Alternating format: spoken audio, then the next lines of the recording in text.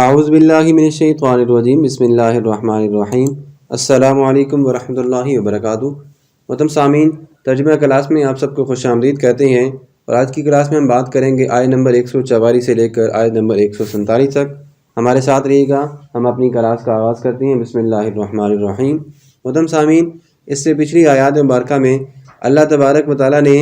مسلمانوں پر اور خصوصاً نبی کریم صلی اللہ علیہ وسلم کو یہ حکم دیا کہ وہ اپنا جو قبلہ تھا پہلے بیت المقدس، اس کو منہ پھیر کے خانہ کعبہ کی طرف کر دیا تھا۔ تو آج کی آیت مبارکہ میں ہم دیکھتے ہیں کہ اللہ تبارک و تعالیٰ نے کیا ان آیات مبارکہ میں ذکر کیا ہے۔ بسم اللہ الرحمن الرحیم۔ سب سے پہلے ہم ترجمہ دیکھتے ہیں۔ قد بے شک، نرا دیکھ رہے تھے یا ہم دیکھتے ہیں، چونکہ نون الف نار ہے تو نون کا ترجمہ ہم ہمیشہ آپ کو بتایا کہ ہم کے لیے استعمال کرتے ہیں۔ تو قد بے شک، نرا ہم دیکھتے ہیں، تقلو پھرنا، ٹھیک ہے، تقلبا پھرنا، وجہ کا آپ کے چہرے کا، وجہ جو ہے وہ چہرے کو کہتے ہیں، یہ کاف جو ہے وہ یہ ضمیر ہے، اور یہ ضمیر جو ہے وہ نبی کریم صلی اللہ علیہ وسلم کی طرف لوٹ رہی ہے۔ قد نرا بے شک ہم دیکھتے ہیں، تقلب وجہ کا آپ کا چہرے کا پھرنا، فی السماء آسمان کی طرف۔ اب چونکہ ویسے فی کا ترجمہ تو میں ہوتا ہے، لیکن آسمان میں نہیں، تو آسمان چونکہ ہمارے اوپر ہے تو اس لیے آسمان کی طرف، یا آسمان کے اوپر، ٹھیک ہو گیا۔ فلا نولینک، فا پس نولینک ہم پھیر دیں گے آپ کو، ٹھیک ہے، ہم پھیر دیں گے آپ کو، قبلتن اس قبلے کی طرف، ترضاہا جس پر آپ راضی ہیں یا جس کو آپ پسند کرتے ہیں، ٹھیک ہو گیا۔ فلا نولینک قبلتن ترضاہا، تو ہم ان قریب اسی قبلے کی طرف آپ کا رخ کر دیں گے جس کو آپ پسند کرتے ہو، ٹھیک ہو گیا۔ میں بامحاورہ ترجمہ بھی ساتھ ساتھ بتا رہا ہوں۔ فولی پس اللہ نے اب حکم دے دیا، فولی پس پھیر دیجئے، وجہ کا اپنا چہرہ، وجہ کا اپنا چہرہ، شطر المسجد الحرام مسجد حرام کی طرف، مسجد الحرام مسجد حرام کی طرف، وحیث اور جہاں کہیں بھی، ما کنتم تم ہوگے، فولو تو تم سارے پھیرو، فولو تو تم سارے پھیرو، وجوہکم اپنے چہروں کو، یہ وجہ کی جمع وجوہ ہو گیا، وجہ چہرے کو کہتے ہیں، وجوہ بہت سارے چہرے، وجوہکم اپنے چہروں کو، شطرہ اسی کی طرف، وحیث ما کنتم فولو وجوہکم شطرہ، اور تم لوگ جہاں بھی نماز پڑھنے کے وقت ہوا کرو تو اسی مسجد کی طرف منہ کر لیا کرو، مطلب مسجد حرام کی طرف۔ وَإِنَّ الَّذِينَ أُوتُوا الْعِلْمَ، اور بے شک وہ لوگ جن کو اوتو دیا گیا، الکتاب دی گئی، چونکہ کتاب مؤنث ہے، اوتو مجہول ہے ویسے، وَإِنَّ اور بے شک الَّذِينَ وہ لوگ اوتوا العلم جن کو کتاب دی گئی، لَيَعْلَمُونَ یقیناً وہ جانتے ہیں، أَنَّهُ الْحَقُّ کہ بے شک وہی حق ہے، من ربہم ان کے رب کی جانب سے، من ربہم ان کے رب کی جانب سے، ٹھیک ہے۔ وَمَا اللَّهُ اور نہیں ہے اللہ، بغافل غافل، عما یعملون ان کاموں سے جو وہ کرتے ہیں، اور اللہ ان کاموں سے غافل نہیں ہے جو وہ کرتے ہیں۔ بسم اللہ الرحمن الرحیم۔ جی اس آیت مبارکہ کا ہم بامحاورہ ترجمہ بھی دیکھ لیتے ہیں۔ بسم اللہ الرحمن الرحیم۔ اللہ نے فرمایا کہ اے محمد صلی اللہ علیہ وسلم، ہم تمہارا آسمان کی طرف منہ پھیر پھیر کر دیکھ رہے ہیں، سو ہم تم کو اسی قبلے کی طرف جس کو تم پسند کرتے ہو منہ کرنے کا حکم دیں گے، تو اپنا منہ مسجد حرام یعنی کہ خانہ کعبہ کی طرف پھیر لیجئے، اور تم لوگ جہاں بھی ہو نماز پڑھنے کے وقت اسی مسجد کی طرف رخ کر کے نماز پڑھا کرو، اور جن لوگوں کو کتاب دی گئی وہ جانتے ہیں کہ نیا قبلہ ان کے پروردگار کی طرف سے حق ہے، اور جو کام یہ لوگ کرتے ہیں اللہ تبارک و تعالیٰ ان سے بے خبر نہیں ہے۔ اگلی آیت مبارکہ میں دیکھیں، وَلَئِنْ اور یقیناً اگر أَتَيْتَ الَّذِينَ لائے وہ لوگ اوتوا الکتاب جن کو کتاب دی گئی، وَلَئِنْ أَتَيْتَ الَّذِينَ اوتوا الکتاب اور وہ لوگ جن کو کتاب دی گئی، یا وہ لوگ اگر آپ کے پاس اہل کتاب، یا یوں سمجھ لیں کہ اور اگر آپ اہل کتاب کے پاس ہر قسم کا معجزہ بھی لے کر جائیں، ٹھیک ہے، وَلَئِنْ اور یقیناً اگر اتیتا آپ لے کر جائیں الذین ان لوگوں کے پاس اوت الکتاب جن کو کتاب دی گئی، اوتو دیے گئے الکتاب کتاب، بکل آیت ساری نشانیاں، بکل آیت ساری نشانیاں یا ہر قسم کی آیات،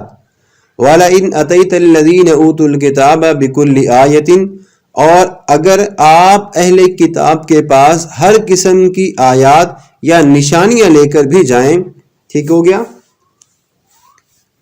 ما تبعوا قبلتک، تو وہ پیروی نہیں کریں گے آپ کے قبلے کی، ما نہیں تبعوا وہ پیروی کریں گے قبلتک آپ کے قبلے کی، وہ آپ کے قبلے کی طرف پیروی نہیں کریں گے، وما انت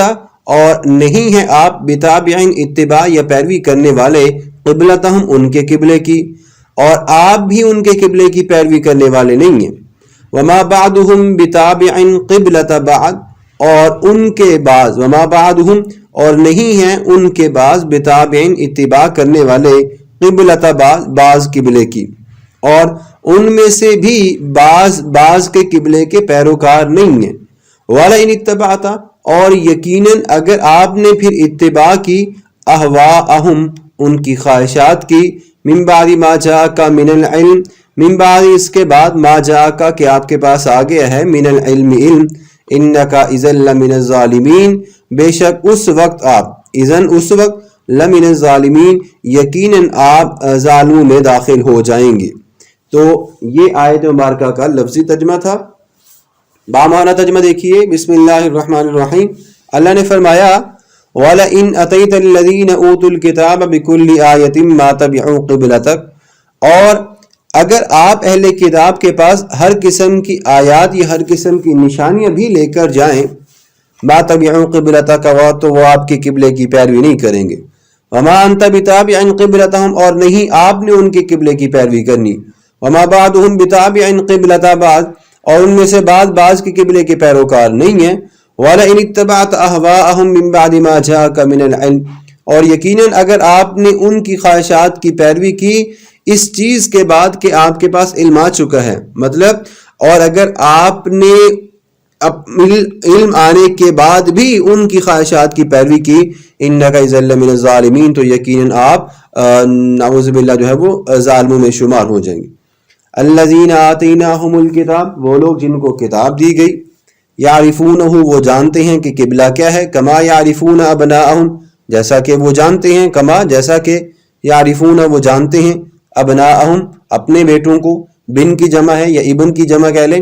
یعرفون فعل مضارع ہو گیا، یعرفون اگر ہم اس کو صرف یعرفو کے صیغوں میں استعمال کریں تو یہ ماضی بھی بن سکتا ہے، اور یعرفون کا اگر ہم کریں تو وہ مضارع بھی بن سکتا ہے، کما یعرفون ابناءہم جیسا کہ وہ پہچانتے ہیں، جیسا کہ وہ جانتے ہیں اپنے بیٹوں کو، وَإِنَّ فَرِيقًا اور بے شک ایک گروہ منہم ان میں سے لَيَكْتُمُونَ الْحَقَّ یقیناً وہ حق کو چھپاتا ہے، وَهُمْ يَعْلَمُونَ حالانکہ وہ جانتے بھی ہیں۔ ٹھیک ہے، میں ساتھ ساتھ بامحاورہ ترجمہ بھی کیے جا رہا ہوں۔ الحق حق من ربک آپ کے رب کی جانب سے ہے، یہ حق جو ہے یہ تو آپ کے رب کی جانب سے ہے، فلا تکونن تو آپ نہ ہو جائیے من الممترین شک کرنے والوں میں سے، من الممترین شک کرنے والوں میں سے آپ مت ہو جائیے۔ تو محترم سامعین یہ رکوع یہاں پہ ختم ہوتا ہے، تو ان تمام رکوع کا اور جو آیات مبارکہ آج ہم نے تلاوت کی اور دیکھیں اس کا خلاصہ میں آپ کے سامنے رکھ دیتا ہوں تھوڑا سا۔ سب سے پہلے اگر ہم بات کریں تو اہل کتاب کو تحویل قبلہ کے برحق ہونے کا علم تھا، ٹھیک ہو گیا، کیونکہ ہم دیکھتے ہیں کہ یہود اور نصارہ کو یہ علم ہے کہ تحویل قبلہ کا یہ حکم ان کے رب کی طرف سے برحق ہے۔ اب جب اللہ تبارک و تعالیٰ نے یہ حکم دے دیا کہ ان کی کتاب میں یہ بات لکھی ہوئی ہے، اور تو ان کی کتاب میں انہیں علم تھا کہ نبی کریم صلی اللہ علیہ وسلم بھی برحق نبی ہیں، اور آپ اللہ کی وحی کے سوا کوئی بات بھی نہیں کہتے، اور آپ کی ہر کہی ہوئی بات بھی بالکل درست ہوتی ہے، تو یہی بات یہ ثابت کرتی ہے کہ آپ صلی اللہ علیہ وسلم کا قبلہ اول جو ہے وہ نبی کریم صلی اللہ علیہ وسلم کو بتا دیا گیا تھا۔ اب اس کے بعد اگر ہم بات کریں تو اہل کتاب جو ہے وہ جانتے ہیں ان لوگوں کو، یا وہ جو قبلے کا تبدیل کرنے کا حکم دیا ہے اس کو وہ کیسے جانتے ہیں، جیسے وہ اپنے بیٹوں کو پہچانتے ہیں۔ تو اس سے مراد کیا ہے؟ اب ہم دیکھتے ہیں کہ نبی کریم صلی اللہ علیہ وآلہ وسلم کے بارے میں فرمایا گیا، حضرت عبداللہ بن سلام ایک مرتبہ آپ وسلم کے پاس ہے اور انہوں نے کہا کہ اے عمر، جب میں نے آپ کو دیکھا تو میں نے آپ کو فوراً پہچان لیا جیسا کہ میں آپ کو پہچانتا ہوں۔ نبی کریم صلی اللہ علیہ وسلم کی یہ جو اس آیت مبارکہ میں بات بیان کی گئی ہے وہ یہ ہے کہ حضرت عمر رضی اللہ تعالیٰ عنہ نے حضرت عبداللہ بن سلام سے جو ہے وہ سوال کیا کہ اللہ تبارک و تعالیٰ نے اپنے نبی صلی اللہ علیہ وسلم پر یہ آیت نازل کی ہے کہ الذین آتیناہم الکتاب یعرفونہ، اس کا مطلب کیا ہے، یہ معرفت کیسی ہے؟ تو حضرت عبداللہ بن سلام نے کہا کہ اے عمر، جب میں نے آپ کو دیکھا تو میں نے فوراً پہچان لیا جیسے میں اپنے بیٹے کو پہچانتا ہوں،